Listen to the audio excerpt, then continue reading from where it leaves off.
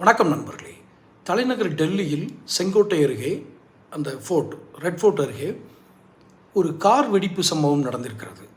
இது ஒரு தீவிரவாத செயலா அல்லது தற்செயல் விபத்தா என்று பல்வேறு கோணங்களில் போலீசாரும் தேசிய புலனாய்வு அமைப்பும் விசாரித்து கொண்டிருக்கிறது. இந்த நிலையில் அரசியல் தலைவர்கள் தங்கள் கருத்துக்களை தெரிவிப்பது ஒன்றும் தவறல்ல அல்லது புதிதல்ல. ஆனால் திருமாவளவன் தெரிவித்திருக்கும் கருத்து தான் மிக கவனத்துக்குரியது. என்னது? சேனல் சப்ஸ்கிரைப் பண்ணாதவங்க சப்ஸ்கிரைப் பண்ணிக்கோங்க, நோட்டிஃபிகேஷன் பெல் பதிவு பண்ணிக்கோங்க. அப்போ தான் என்னுடைய பதிவுகள் உங்களுக்கு வந்து சேரும். இப்போ இந்த டெல்லி கார் வெடிப்பு சம்பவத்துக்கு எல்லோரும் கண்டனம் தெரிவிக்கும் போது திருமாவளவன் ஒரு வார்த்தை சொல்கிறார். என்ன? மோடி, அமித்ஷா, அம்பானி கூட்டணி பொறுப்பேற்க வேண்டும்.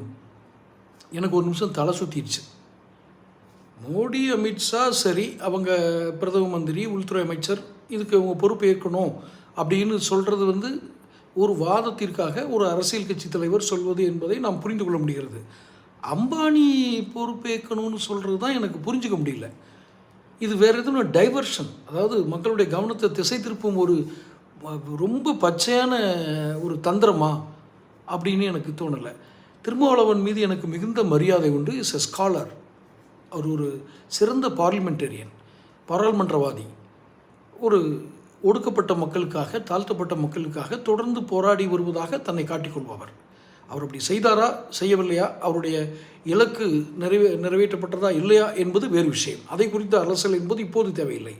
ஆனால் ஒரு தேசிய பாதுகாப்புக்கு அச்சுறுத்தல் விடுத்தக்கூடிய ஒரு சம்பவம் நடந்திருக்கிறது. அந்த சம்பவத்தின் பின்னணியில் யார் யார் இருப்பார்கள் என்று ஓரளவுக்கு யூகிக்க முடிகிறது.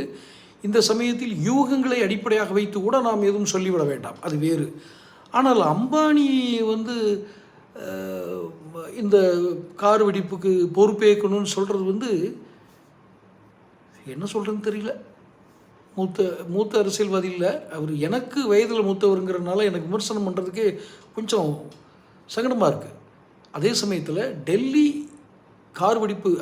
கார் வெடிப்பு சம்பவம் என்பது மிக கூர்ந்து கவனிக்கப்பட வேண்டியது. காரணம், அந்த கார் யார் யார் பேரிலெல்லாம் இதுவரைக்கு உரிமையாளர் பெயர்கள் மாற்றப்பட்டிருக்கிறது, யார் யார் பேரெல்லாம் விற்கப்பட்டிருக்கிறது என்ற பட்டியல் இப்போது வெளியாகிருக்கிறது. அது புல்வாமா என்ற இடத்தில்தான் அந்த காரை சல்மான் என்பவர் வாங்கியிருக்கிறார். அவர் பேரில் தான் அது கடைசியாக பதிவு செய்யப்பட்டு ஹரியானாவில் இருக்க ஒருத்தருக்கு ரிஜிஸ்ட்ரேஷன் பண்ணியிருக்கு. அப்போ புல்வாமா ஏற்கனவே ஒரு சென்சிட்டிவ் பிளேஸ், தீவிரவாத தாக்குதல் அதிகம் நடத்தக்கூடிய இடம்.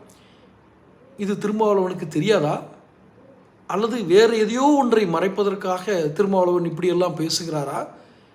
இது போன்ற அரசியல்வாதிகள் சற்று கவனமுடன் நடப்பது நல்லது. தொடர்ந்து பேசுவோம். Channel subscribe